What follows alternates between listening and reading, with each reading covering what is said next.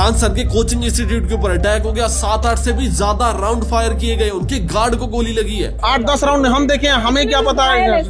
अभी पीएमसीएच में एडमिट है, उसका पूरा सर फाड़ दिया गया है। यहाँ पर सीबीएसई में अलग ही कलेश चल रही है, हायर मैनेजमेंट को फायर कर दिया गया है और ये सारी चीज की रिस्पॉन्सिबिलिटी लेते हुए हमारे एजुकेशन मिनिस्टर ने फाइनली मान लिया है कि वो रिजाइन करने वाले हैं 31 फरवरी को, जो इस जन्म में हमें आती तो दिख नहीं रही है। पर कॉकरोच जनता पार्टी का प्रोटेस्ट उम्मीद से ज्यादा बड़ा हो चुका है और अगर ऐसा नहीं होता है 5 जून तक भी, तो मजबूर होकर 6 जून को मैं भी आप लोगों से जुड़ूंगा, ये आग्रह करने के लिए दिल्ली में। और ये सारे कलेश चल रहे हैं एक तरफ, दूसरी तरफ सलमान खान आके बोलते हैं कि भैया मेरे ऊपर जो मूवी बना रहे हो ना, उसका नाम भी बदलो और स्टोरी भी बदलो। एक फिल्म आ रही है काला हिरण, द बैटल फॉर लेगेसी, लेकिन सलमान खान नहीं चाहते कि फिल्म रिलीज हो। सलमान खान ने काला हिरण फिल्म के मेकर्स को लीगल नोटिस भेजा है और स्टोरी में क्या वो तुम्हें नाम से पता चल जाएगा, उस मूवी का नाम है काला हिरण। और अगर तुम्हें अभी भी स्टोरी समझ नहीं आई तो परेशान मत हो ना, राहुल गांधी भी तुम्हारी ही टीम का है, उसको भी ज्यादा चीजें समझ नहीं आती है। 6 तारीख को इतना बड़ा प्रोटेस्ट ऑर्गेनाइज किया जा रहा है और 8 तारीख को ये लोग मीटिंग कर रहे हैं प्लान करने के लिए कि सरकार के खिलाफ कैसे एक्शन लिया जाए। जनाब एग्जीक्यूशन छोड़ो, आप लोग प्लानिंग में भी बहुत ज्यादा देरी से नहीं चल रहे हो। बट इस सबकी बात डिटेल में करते हैं द थर्ड आई के अंदर। अपना जाल तो नहीं खुलाओ।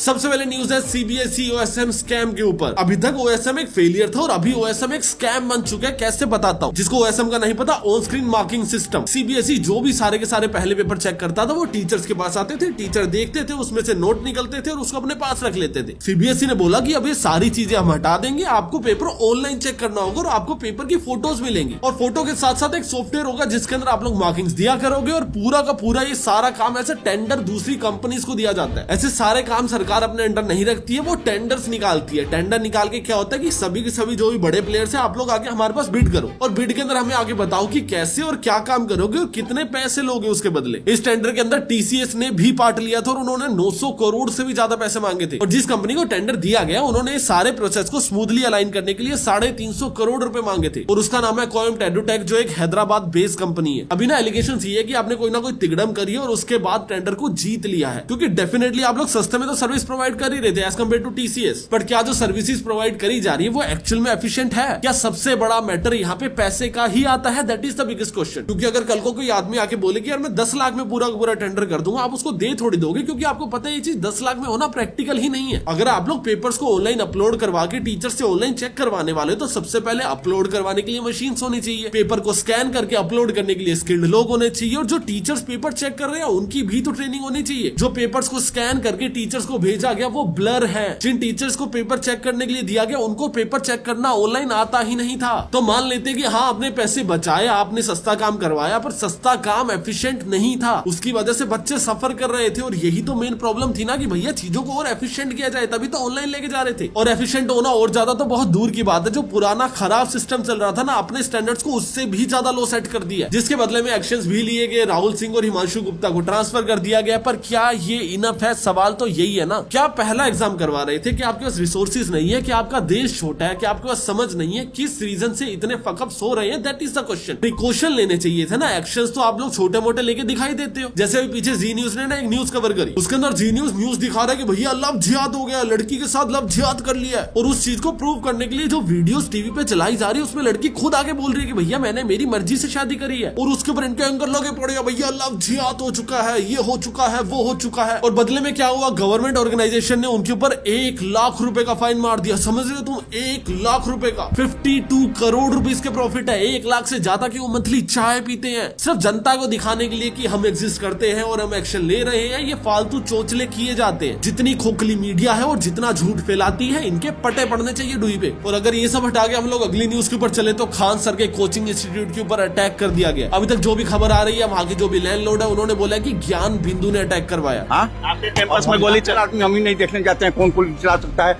लेकिन गुंडई वही किया है। कौन? ज्ञान बिंदु। जिस टाइम पे ये अटैक हुआ खान सर वहीं पे थे और उन्होंने बोला कि मैंने खुद देखा कि 7 से 8 राउंड तो कम से कम फायर हुए, 8-10 राउंड तो हम देखे हैं यहाँ पे। और ये सारे तमाशे के बीच में खान सर के गार्ड को गोलियां भी लगी है। अभी वो हॉस्पिटल में, और जहां तक इन्फॉर्मेशन कलेक्ट कर पाया वो सेफ भी है। बट मैटर ये नहीं है कि दंगे हुए, मैटर ये है कि क्यों हुए हैं। खान सर का एलिगेशन है कि अगल बगल वाले कोचिंग इंस्टीट्यूट से, क्योंकि हम लोग बहुत सस्ते में पढ़ाते हैं और वो लोग नहीं चाहते कि हम लोग सस्ते के अंदर पढ़ाए, तो हमारे ऊपर आके अटैक कर देते हैं। तो गरीबों का भी पढ़ने का हक होना चाहिए, सरकार को हमें सिक्योरिटी देनी चाहिए जिससे हम लोग बच्चों को पढ़ा सके। देखो कितना भी इमोशनल हो गए, देखो खान सर चला तो रहे एक बिजनेस ही है ना। हाँ मान लिया कि उनकी फीस थोड़ी कम है, ये भी मान लिया कि वो अच्छा पढ़ाते हैं, ये भी मान लिया कि जो वो पढ़ाते हैं बच्चों को याद रह जाता है, अच्छा नेचर है, अच्छा काम करते हैं, हॉस्पिटल बनवा रखे अपने पैसों से। पर ये चीज भी तो मानोगे ना कि जो वो पढ़ा रहे हैं वो भी तो एक बिजनेस ही है ना। जो एक्शंस लिए जा रहे हैं सामने वाले कॉम्पिटिटर को दबाने के लिए, पूरे के पूरे बिजनेस को जस्टिफाई नहीं करते। एंड ऑनेस्टली बताऊं तो टेक्निकली जब बिजनेस में कॉम्पिटिशन रहता है तो वो एक अच्छी बात होती है, क्योंकि जब भी दो प्लेयर्स आपस के अंदर फाइट कर रहे होते हैं तो जो फायदा होता है वो हमेशा कंज्यूमर्स का होता है। बट उस फाइट को ना हम लोग कॉर्पोरेट फाइट बोलते हैं, उस फाइट को हम लोग कभी भी क्रिमिनल फाइट नहीं बोलते। जो भी यहाँ पे एक्शंस लिए गए हैं वो कॉर्पोरेट फाइट के नहीं है। और ऐसा पहली बार नहीं हुआ कि खान सर के कोचिंग इंस्टीट्यूट के बाहर कुछ भी हुआ है। ऐसी कुछ न्यूज भी इंटरनेट पे एग्जिस्ट करती है कि उनके कोचिंग इंस्टीट्यूट के बाहर बम फोड़े जाते हैं। पिछले कुछ सालों के अंदर एग्जाम से कुछ टाइम पहले बम फोड़े गए थे, सुबह बम फूटा, शाम को क्लास ले रहे थे जनाब। और इस चीज को ना एक और एंगल से भी देख सकते हैं कि इस लेवल की गुंडागर्दी करना इजी कितना है। बिहार के अंदर कुछ भी हो जाता है क्या? जिस बंदे ने आज फायरिंग करी है, जिस बंदे ने पहले बम फोड़े थे, क्या उनके ऊपर कुछ एक्शन लिया जा रहा है? और इस सारे तमाशे के बाद ना फिजिकल असोल्ट के अंदर FIR फाइल हुई है। और मैं इस पूरे मैटर को ना सिंपैथी से नहीं देखता, मैं इस पूरे मैटर को बहुत प्रैक्टिकली देखता हूँ कि दो लोग बिजनेस कर रहे हैं जिनकी स्ट्रेटेजीज बिल्कुल डिफरेंट है। एक शायद प्रीमियम लोगों को टारगेट करते होंगे, खान सर की टारगेटेड मार्केट है लो एंड लो, जो गरीब है, ज्यादा कमा नहीं पाते हैं, कुछ करना चाहते हैं लाइफ के अंदर, वो सस्ती एजुकेशन प्रोवाइड करते हैं मासिस के अंदर। इससे पैसा तो वो भी कमा रहे हैं, अभी वो पैसा कमा के हॉस्पिटल में लगा रहे हैं, वो उनका पर्सनल टेक है। पर जहां से पैसा आ रहा है हम उसको बिजनेस ही बोलते हैं, अगर तुम थोड़ा सा भी अकाउंट्स पढ़ोगे तो इस कहानी से आप लोग ये प्रॉपर्ली फिगर आउट कर सकते हो कि बिजनेस करना हमारे देश में कितना सेफ है। और तब तो बिल्कुल सेफ नहीं है जब खान सर रूलिंग गवर्नमेंट के खिलाफ बोलते हो। आगे इसके ऊपर जो भी अपडेट आएंगे मैं कल की न्यूज में कवर कर दूंगा। और अभी हम लोग चलते हैं अपने प्राइम टाइम स्पोर्ट के ऊपर।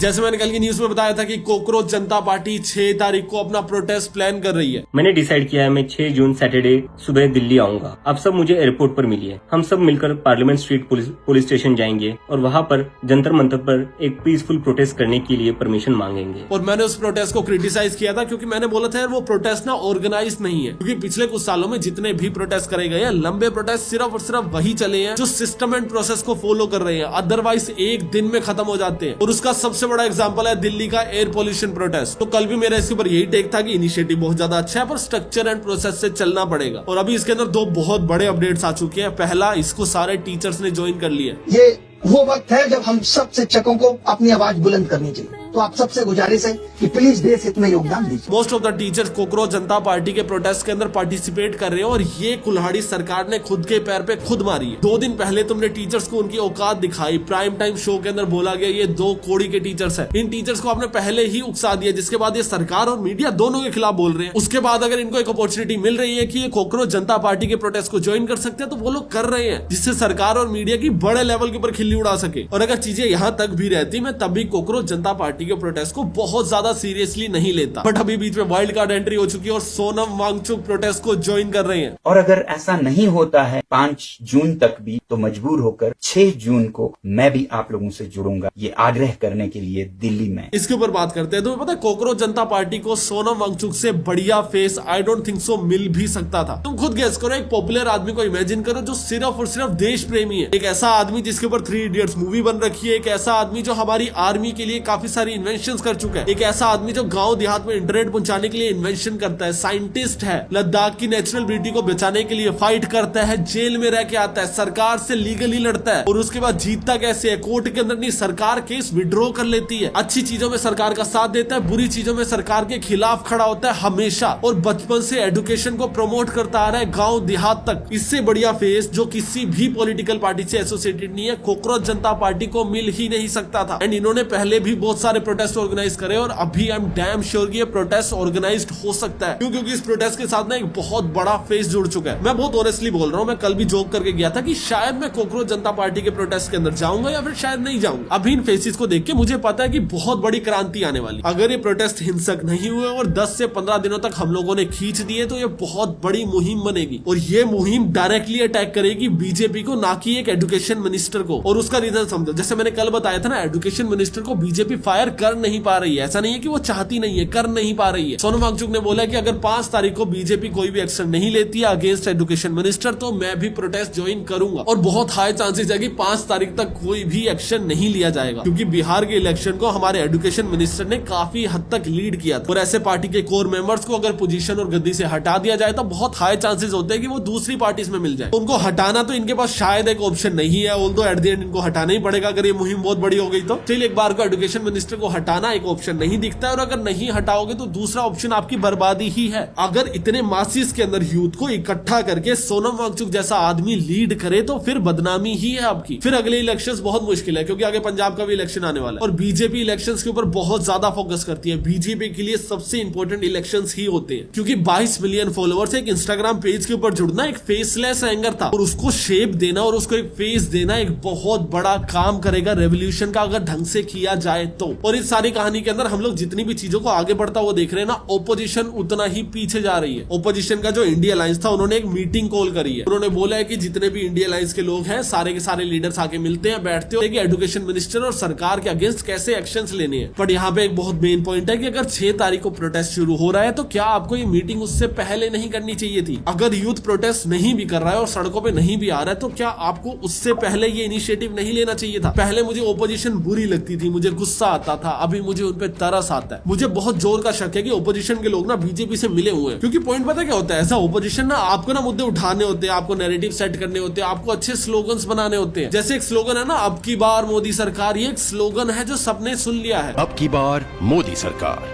और ये स्लोगन्स क्यों बनाए जाते हैं? जब भी कोई चीज राइमिंग के अंदर होती है तो हमें याद रह जाती है। तो एज अ ओपोजिशन अच्छे मुद्दों को उठाना, एज अ ओपोजिशन अच्छा विजन दिखाना, एज अ ओपोजिशन स्लोगन्स लगाना, एज अ ओपोजिशन जो भी सरकार के खिलाफ लोगों का गुस्सा है उसको कैपिटलाइज करना और अपनी पार्टी को बड़ा करना होता है। मोदी तेरी कमर खुदेगी, आज नहीं तो कल खुदेगी। बट एज अ ओपोजिशन ये लोग क्या कर रहे हैं, मुझे इन पे तरस आता है। इनको पता ही नहीं रियल मुद्दे क्या है। लोग आके बता रहे हैं बड़े मालिक हमारे मुद्दे ये हैं, और बड़े मालिक कह रहे हैं वोट चोर गद्दी छोड़, जैसे वो सही में छोड़ देगा। वोट चोर, वोट चोर।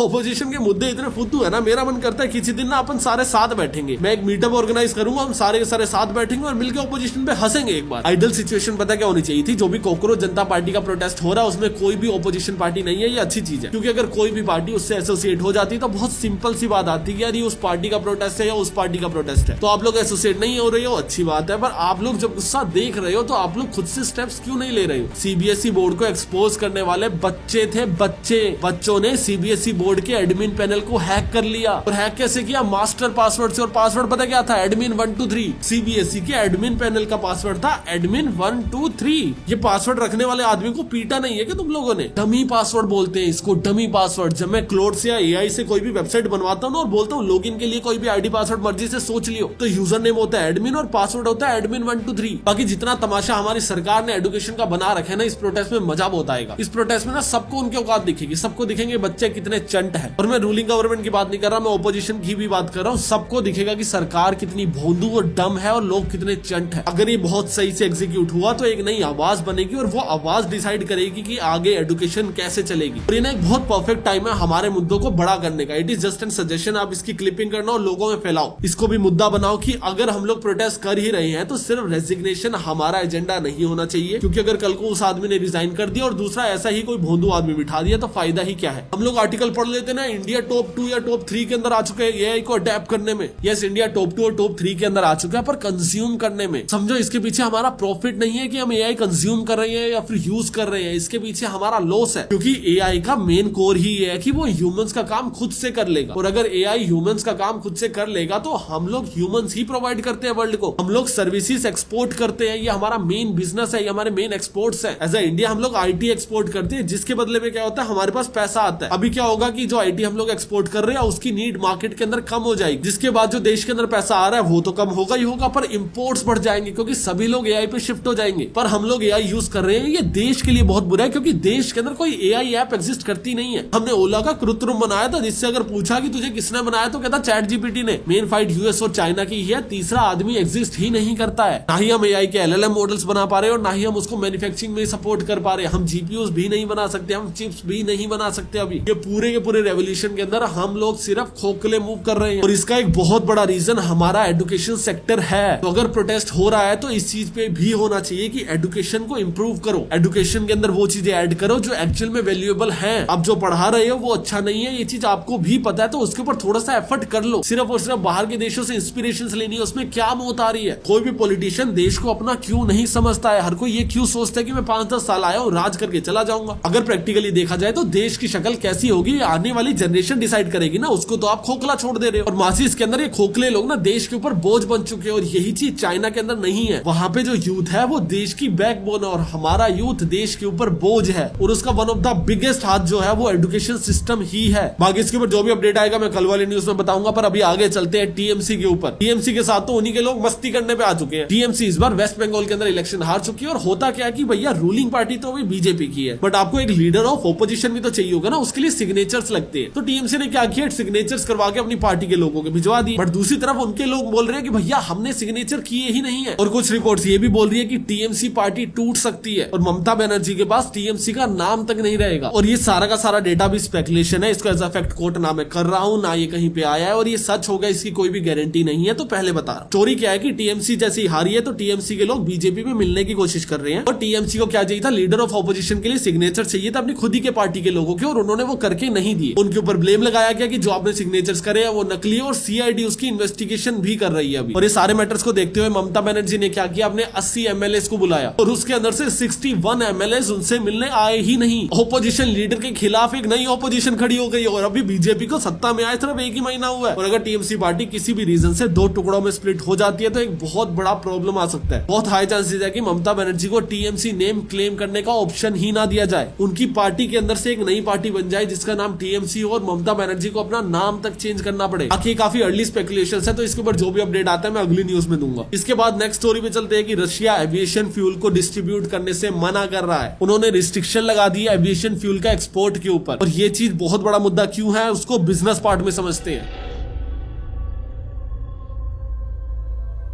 समझो कि इंडिया के अंदर जितनी भी एयरलाइंस एग्जिस्ट करती है सभी की सभी लॉस कर रही है और उसका सबसे बड़ा रीजन है फ्यूल। एयर इंडिया स्टार्टिंग से लॉस कर रही थी, इंडिगो हर साल प्रॉफिटेबल थी, पर लास्ट क्वार्टर उन्होंने लॉस किया। तो उस लॉस को कवर करने के लिए इन्होंने एयरलाइन के जो चार्जेस है उसको 8% से बढ़ा दिए। मतलब अगर तुम्हें कहीं पे भी जाना है तो 8% टिकट महंगी हो चुकी है। और ये चीज इतनी ज्यादा प्रॉब्लमेटिक चीज इसीलिए है क्योंकि सिर्फ और सिर्फ रशिया इकलौता नहीं है जो एविएशन फ्यूल को सप्लाई करता है। जो स्ट्रेट ऑफ हॉर्मोज के ऊपर ईरान और यूएस वॉर की वजह से ब्लॉकेज लगी पड़ी है वो एक बहुत बड़ा मुद्दा है। सबसे पहले हमारी पाकिस्तान से लड़ाई हुई थी, उनसे नहीं बनती, तो अगर हमको कभी भी मिडिल ईस्ट की साइड पे जाना होता है तो प्लेन को घुमा के लेके जाना होता है क्योंकि हम लोग पाकिस्तान के ऊपर फ्लाई नहीं कर सकते जिससे फ्यूल ज्यादा लगता है। फिर प्रॉब्लम क्या आएगी, पिछले क्वार्टर में मिडिल ईस्ट के अंदर भी वॉर शुरू हो गई। जो प्लेन वहां फंसे हुए थे वो फंसे रह गए, जिनको वहां से जाना था वो प्रॉपर अलग रूट लेके जा रहे हैं। और ये फ्यूल कब ज्यादा जल रहा है, जब फ्यूल आ नहीं पा रहा है, जिसके बदले में एयर इंडिया ने अपने 22% फ्लाइट्स को रिड्यूस कर दिया था कि भैया हम कम ही उड़ा लेंगे, जितना उड़ा रहे उतना घाटा आ रहा है। और इंटरनेशनल 27% फ्लाइट्स को बंद कर दिया। एयर इंडिया ने Q4 2026 के अंदर 2,500 करोड़ रुपए का लॉस किया। अभी एयर इंडिया के पास 50,000 करोड़ से ज्यादा के रिजर्व पड़े हैं। ऐसा नहीं है कि कंपनी बंद होने वाली है, पर लॉसेस करना शुरू कर दी और ये इकलौती ऐसी कंपनी थी जो इंडिया के अंदर एविएशन के अंदर प्रॉफिटेबल थी। एयर इंडिया तो पहले से ही लॉस कर रही थी और अभी उनके लॉस रिकॉर्ड तोड़ हो चुके हैं। और मैंने तुम्हें अभी जितनी भी न्यूज दी है ना, तुम्हें लगेगा हाँ यार इतने ज्यादा फकअप चल रहे हैं ना बाहर, तो महंगा हो रहा है चीजें, बट रियलिटी वो नहीं है। रियलिटी ये है कि इंडिया का